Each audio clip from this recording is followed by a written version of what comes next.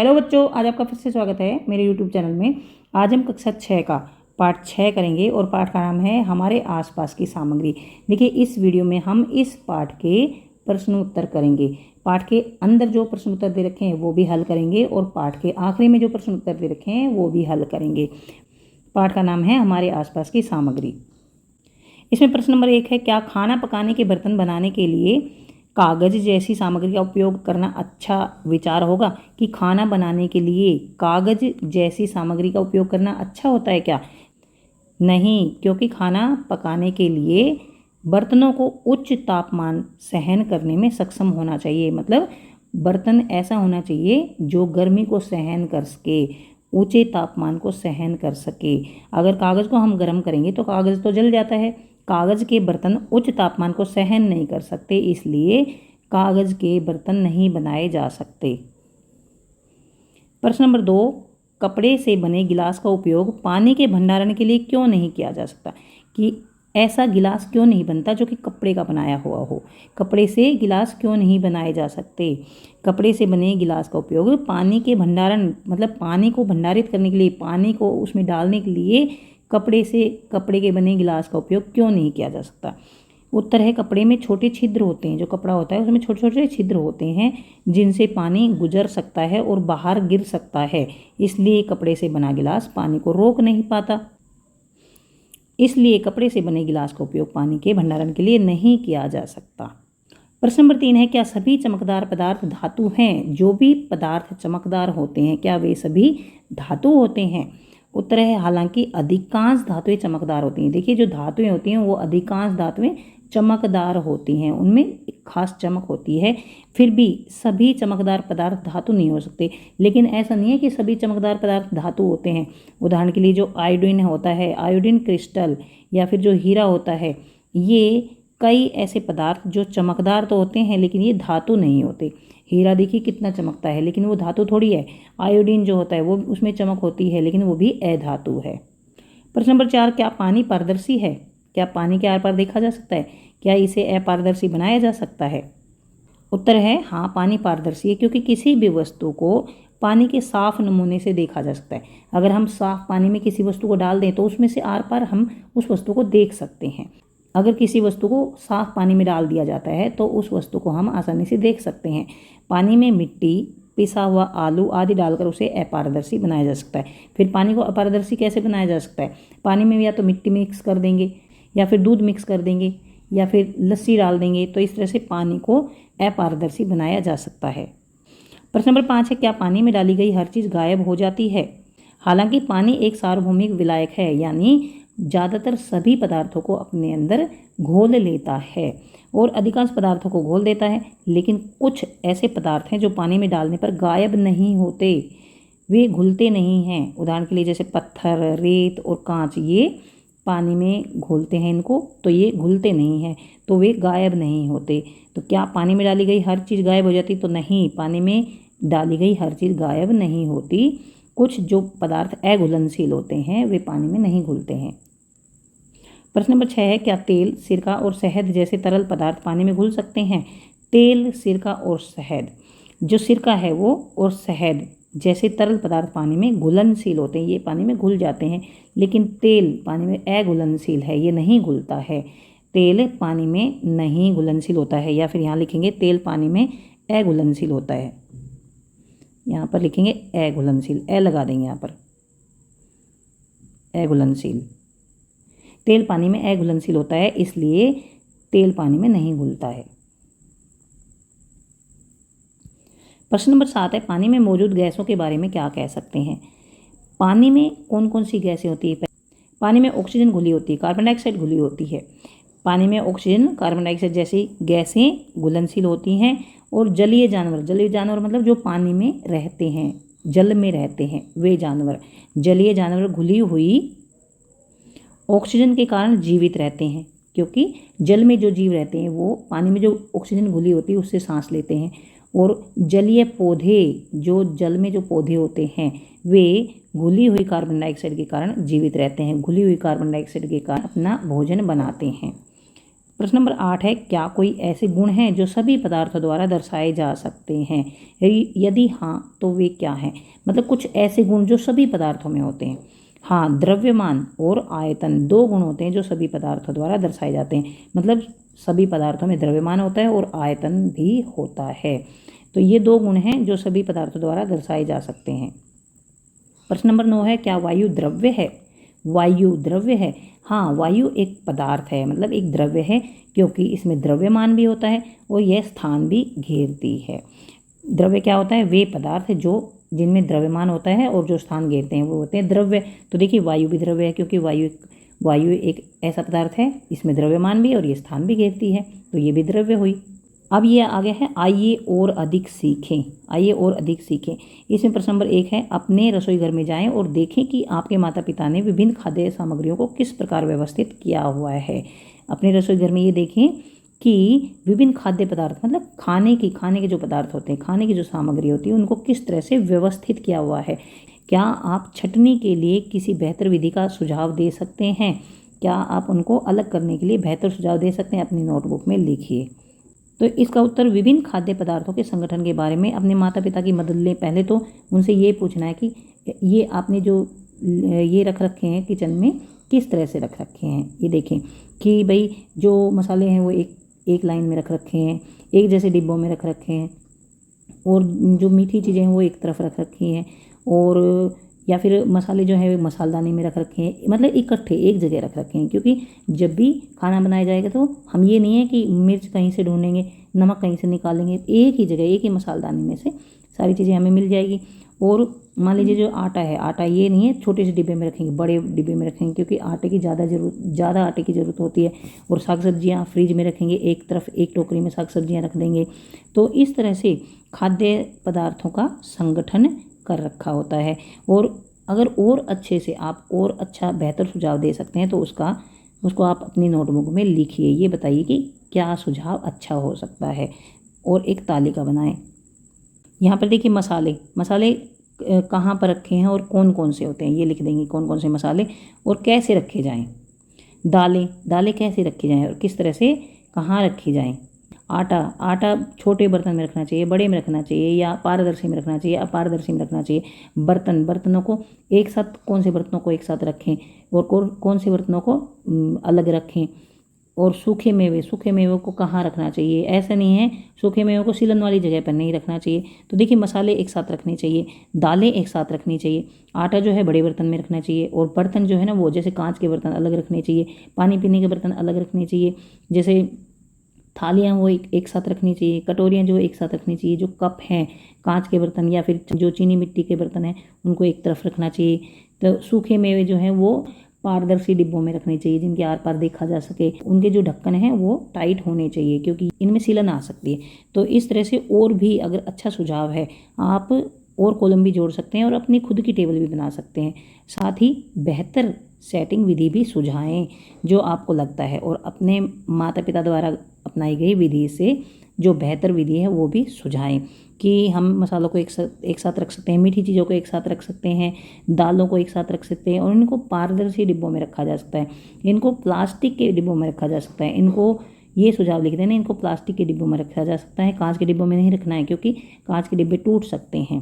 और दालें जो ये भी पारदर्शी डिब्बों में रखी जा सकती हैं, और इनको भी कांच के डिब्बों में नहीं रखा जाना चाहिए। आटा जो है वो स्टील के बर्तन में रख सकते हैं, या प्लास्टिक के बड़ी बाल्टी में रख सकते हैं, ढक कर रखना चाहिए। और जो बर्तन है मैंने बता दिया, उनको कांच के अलग होने चाहिए, चीनी मिट्टी के अलग होना चाहिए, और स्टील के अलग होने चाहिए। तो इस तरह से सूखे मेवे को पारदर्शी डिब्बों में डालना चाहिए और एयर टाइट डिब्बों में डालना चाहिए, मतलब वो उनमें सीलन ना हो। तो इस तरह से ये सुझाव आप लिख सकते हैं।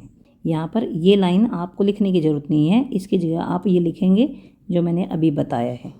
प्रश्न नंबर 2 है, स्तंभ 1 में दिए गए अक्षरों को सही क्रम में लिखें और प्राप्त शब्द का स्तंभ 2 से मिलान कीजिए।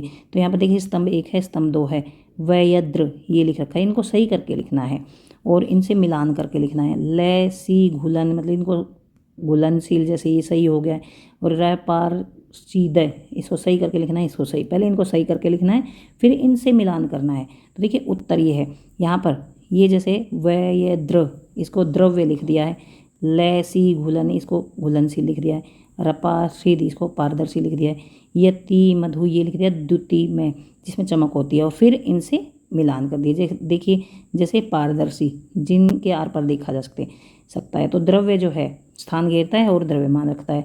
यहाँ से इससे मिलान कर दिया है, इसका इससे कर दिया है।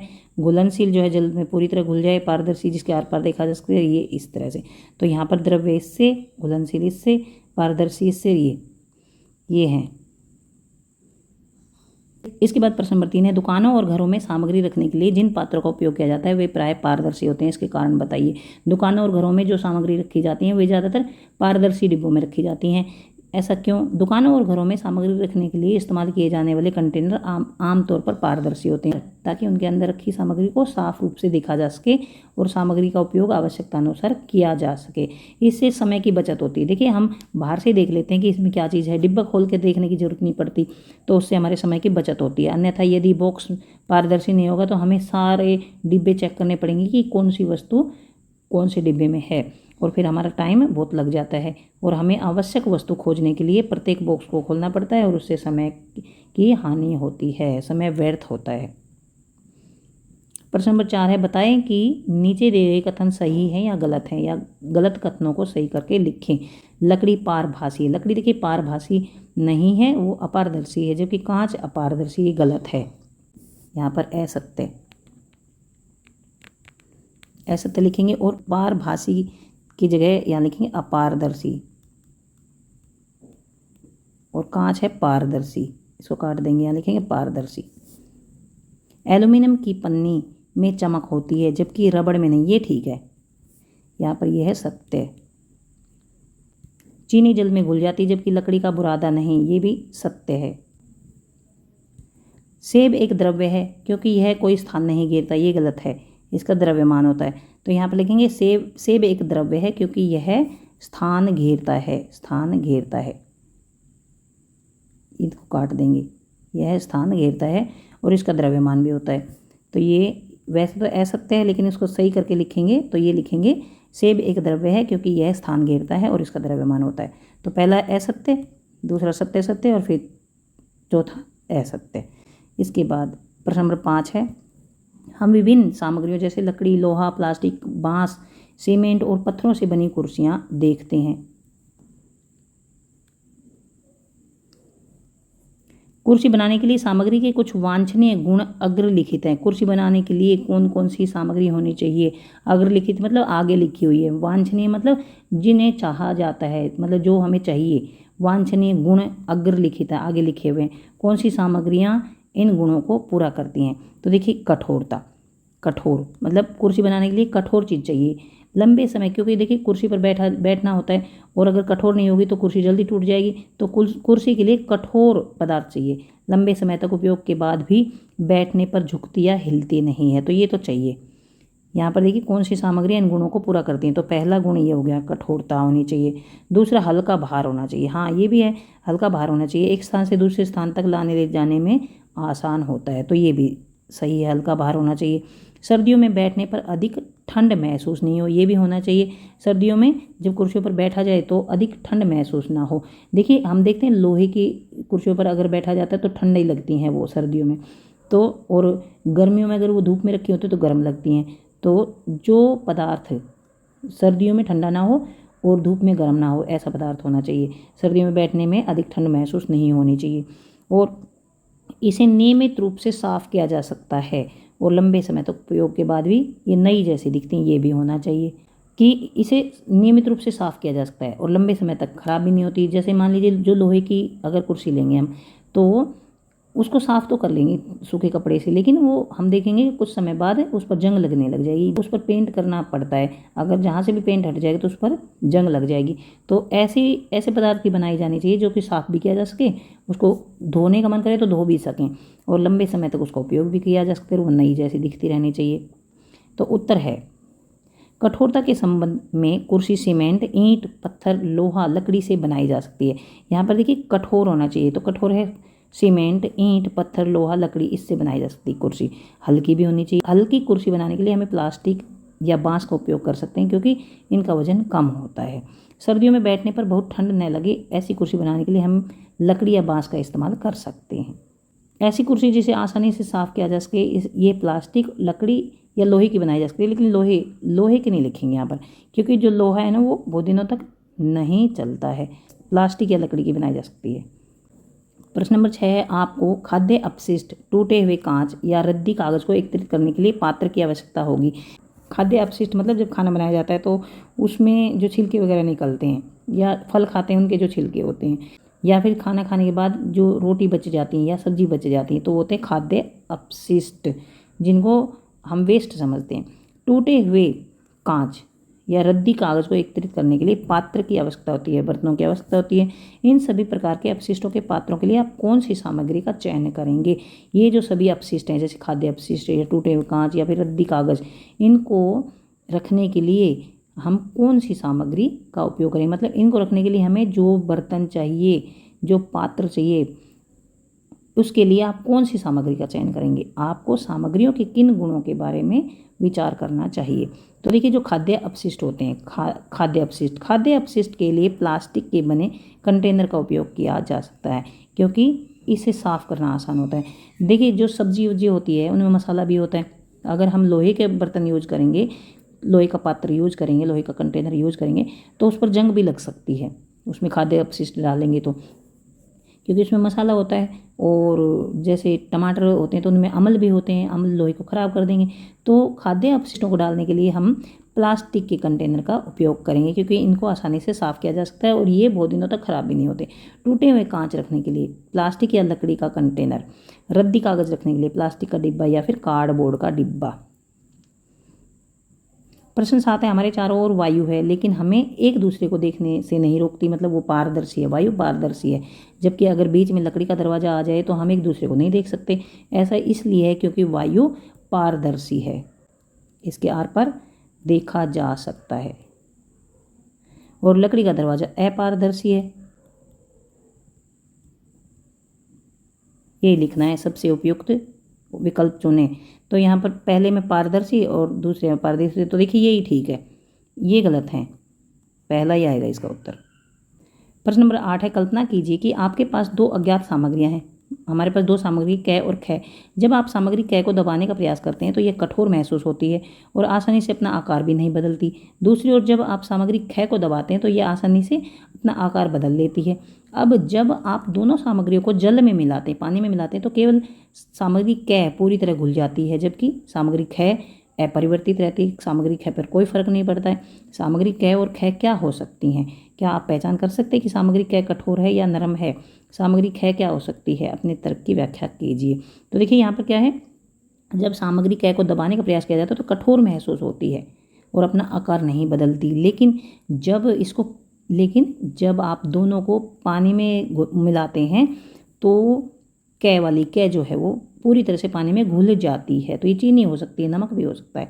तो यहाँ पर देखिए, पदार्थ एक्स ठोस रूप से कुछ नमक हो सकता है, मतलब कै, पदार्थ कै, यहाँ पर एक्स की बजाय कै लिखेंगे, कै। ठोस रूप से नमक भी हो सकता है या चीनी भी हो सकती है, सेंधा नमक हो सकता है आदि। या फिर पदार्थ वाई की जगह लिखेंगे खै रबड़ भी हो सकता है क्योंकि उसको दबाने से वो दब जाता है, रबड़ या प्लास्टिक का टुकड़ा हो सकता है। साथ ही ये लकड़ी का टुकड़ा भी हो सकता है क्योंकि पदार्थ कै कठोर है और आसानी से अपना आकार नहीं बदलता है, इसलिए यह कठोर है। तो यहाँ पर कै आएगा। जबकि पदार्थ खै नरम है क्योंकि यह आसानी से अपना आकार बदल लेता है। मतलब कै जो है ना, कै वो तो कठोर है और खै जो है वो नरम है। प्रश्नों, कै मैं कौन हूँ? दिए गए गुणों के आधार पर मुझे पहचानें। मैं चमकदार हूँ, मुझे आसानी से संपीड़ित किया जा सकता है। मैं कठोर और पानी में घुलनशील हूँ। मैं चमकदार हूँ, मतलब चमकदार क्या चीज़ है चमकदार? तो यहाँ धातु, चमकदार धातुएं होती हैं। मुझे आसानी से संपीड़ित किया जा सकता है, मतलब इकट्ठा किया जा सकता है। तो यहाँ पर कोमल या नरम कोई भी चीज़ होगी उसका नाम लिख देना, जैसे रुई लिख सकते हैं, रुई। यहाँ पर मैं कठोर हूँ और पानी में घुलनशील हूँ, तो यहाँ चीनी भी लिख सकते हैं, नमक भी लिख सकते हैं। आप मेरे यार पर स्पष्ट रूप से, मतलब देख तो सकते हैं लेकिन स्पष्ट रूप से नहीं देख सकते, तो यहाँ पर लिखेंगे हम घिसा हुआ कांच लिख देंगे या फिर मक्खन लगा हुआ घिसा हुआ कांच या घी लगा कागज। मुझ में द्रव्यमान भी है और आयतन है, मुझ में द्रव्यमान भी है और आयतन है, लेकिन आप मुझे देख नहीं सकते, तो यह है वायु। इसके बाद ख है, आप स्वयं एक मैं कौन हूँ पहेली बनाएं। तो देखिए जो क है उनके उत्तर देखिए, देख लीजिए। क में धातु जैसे सोना, लोहा, तांबा। धातु मैंने लिख दिया है यहाँ पर धातु, और यह सोना और कोई भी धातु का नाम लिख सकते हैं। दूसरे का है कपास या स्पंज, मैंने लिख दिया रुई, रुई भी कपास होती है। नमक लिख दिया है। तेल या मक्खन लगा हुआ कागज़, तो यहाँ पर देखिए घिसा हुआ कांच या तेल लगा हुआ कागज़ या घी लगा हुआ कागज़। हवा, वायु। मैं कौन हूँ एक पहेली बनानी है। दूसरे मैं, मेरा रूप फीका है, मतलब मेरा हल्का रूप है, आप मुझे देख नहीं सकते, मैं, ये वायु है। मैं पानी में घुलनशील नहीं हूँ, तो ये पत्थर लिख देंगे यहाँ पर। मैं तरल हूँ लेकिन पानी में नहीं मिलता है, तेल लिख देंगे यहाँ पर, तेल। और मैं पानी में घुलनशील हूँ और जानवर मुझसे सांस लेते हैं, मतलब ये है ऑक्सीजन। तो इस तरह से पहेली बनाई है, इसके उत्तर नहीं लिखने, ये हमने एक पहेली बनाई है, ये एक पहेली बनाई है, इसके उत्तर नहीं लिखने हमें, ये खुद ही एक उत्तर है। प्रश्न नंबर 10 है, आपको निम्नलिखित सामग्रियां प्रदान की गई हैं। सिरका, शहद, सरसों का तेल, जल, ग्लूकोज और गेहूं का आटा। सामग्रियों के ऐसे 2 जोड़े बनाइए जहां एक सामग्री दूसरे में घुलनशील हो, और कोई 2 जोड़े बनाइए जहां एक सामग्री दूसरे में घुलनशील ना हो। तो यहाँ पर देखिए घुलनशील, सिरका और पानी घुल जाते हैं, ग्लूकोज और पानी घुल जाते हैं, सिरका और शहद भी घुल जाता है। यहाँ पर देखिए ये जो है ना, जैसे सिरका, शहद, सरसों का तेल, तो सिरका और जल ये एक दूसरे में घुल जाते हैं, ग्लूकोज और जल भी एक दूसरे में घुल जाते हैं। और अघुलनशील देखिए, जैसे सरसों का तेल और जल अघुलनशील है, तो यहाँ पर अघुलनशील का जोड़ा बना दिया, सरसों का तेल और पानी, गेहूं का आटा और पानी, शहद और गेहूं का आटा, सरसों का तेल और आटा। तो यहाँ तक ये देखिए प्रश्न उत्तर खत्म होते हैं। अगर आपको समझ आ गया प्लीज़ चैनल को सब्सक्राइब करें, अपने दोस्तों को शेयर करें, लाइक करें। अगले वीडियो में हम अगले पार्ट का प्रश्न उत्तर करेंगे। Thanks for watching.